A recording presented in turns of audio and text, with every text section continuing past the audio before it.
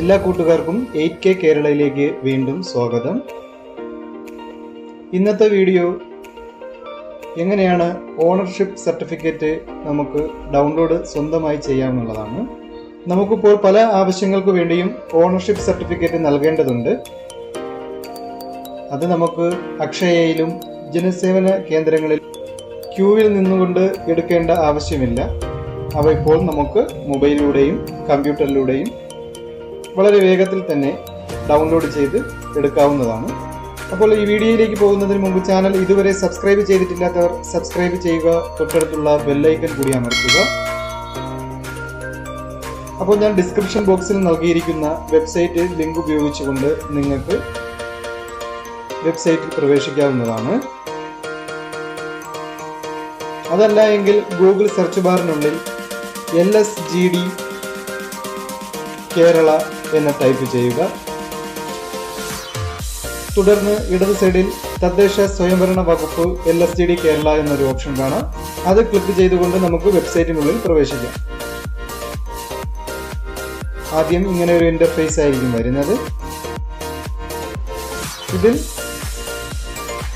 താഴെ citizen portal, പദ്ധതി വിവരങ്ങൾ, വസ്തുനികുതി, ബിൽഡിംഗ് പെർമിറ്റ് അങ്ങനെ ഒട്ടനവധി സർവീസുകൾ ലഭ്യമാണ്.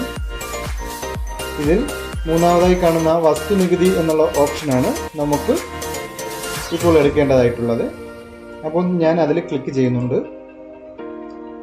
തുടർന്ന് ഇങ്ങനെ ഒരു പേജ് വരുന്നുണ്ടാവും. DCB ഡാഷ്ബോർഡ്, ടാക്സ് സെർച്ച്, നികുതി നിർണയം, e payment, D&O license, e filing, ഉടമസ്ഥാവകാശ സർട്ടിഫിക്കറ്റ്, ഇത്രയും ഓപ്ഷൻസുകൾ വരുന്നുണ്ടാവും. അതിൽ അവസാനമായി കാണുന്ന ഉടമസ്ഥാവകാശ സർട്ടിഫിക്കറ്റ്, അതായത് ഓണർഷിപ്പ് സർട്ടിഫിക്കറ്റ്, നമുക്ക് ഇതിൽ ക്ലിക്ക് ചെയ്തുകൊണ്ടാണ് എടുക്കാനുള്ളത്. അപ്പോൾ നമുക്ക് അതിലേക്ക് പോകാം. ശേഷം സഞ്ജയ എന്നുള്ളൊരു പേജ് ഓപ്പണായി വരുന്നതാണ്.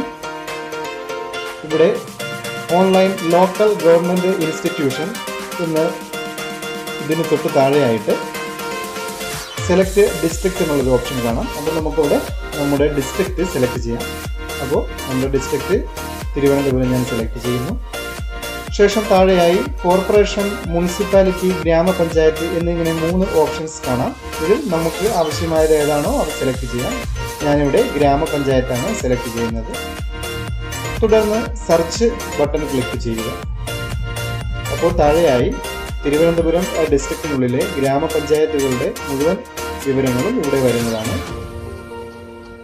അപ്പോൾ ഞാൻ എൻ്റെ ഗ്രാമപഞ്ചായത്താണ് ഇവിടെ സെലക്ട് ചെയ്യുന്നത്.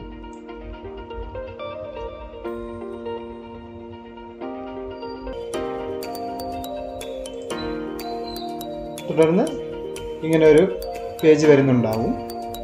അതിൽ ഓണർഷിപ്പ് സർട്ടിഫിക്കറ്റ് എന്ന് കാണുന്ന ഓപ്ഷൻ ക്ലിക്ക് ചെയ്യാം. ഇവിടെ വാർഡ് ഇയർ, അവിടെ നമ്മൾ ഏറ്റവും വലിയ ഡേറ്റ് സെലക്ട് ചെയ്യും. തുടർന്ന് നമ്മുടെ വാർഡ് നമ്പർ എൻ്റർ ചെയ്യാം. തൊട്ടടുത്ത ബോക്സിൽ നമ്മുടെ വീടിന്റെ നമ്പർ എൻ്റർ ചെയ്യാം. ശേഷം സബ് നമ്പർ ഉണ്ടെങ്കിൽ അത് എൻ്റർ ചെയ്യാം. ഇല്ലാത്തവർ അത് എൻ്റർ ചെയ്യേണ്ട ആവശ്യമില്ല.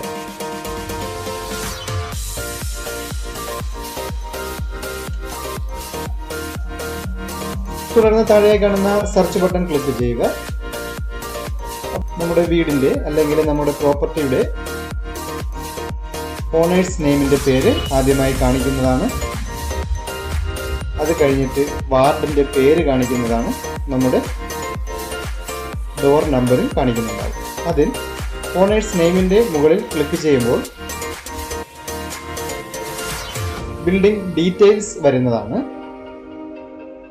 അപ്പോൾ നമുക്ക് ഈ താഴെയായി റെഡ് കളറിൽ കാണിക്കുന്ന സ്ഥലത്ത് ownership certificate is not available for this building as the tax for the current financial year is not paid posted എന്നാണ് കാണിക്കുന്നത്.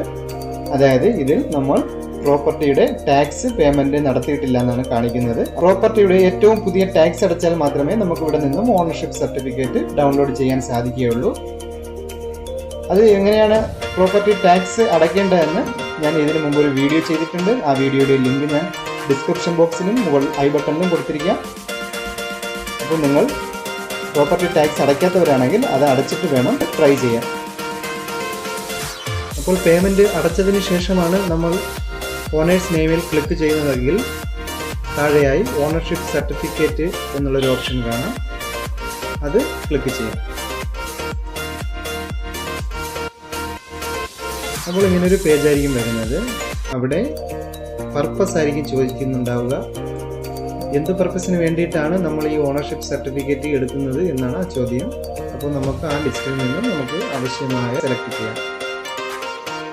ഇപ്പോൾ ആധാർ പർപ്പസിന് വേണ്ടിയിട്ടാണെങ്കിൽ നമുക്കവിടെ ആധാർ പർപ്പസിന് ക്ലിക്ക് ചെയ്യാം. ബാങ്കിലാണെങ്കിൽ ബാങ്ക് കൊടുക്കാം.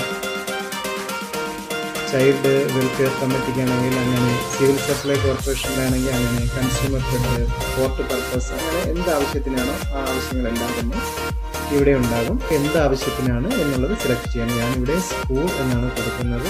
തുടർന്ന് സബ്മിറ്റ് നൽകാവുന്നതാണ്.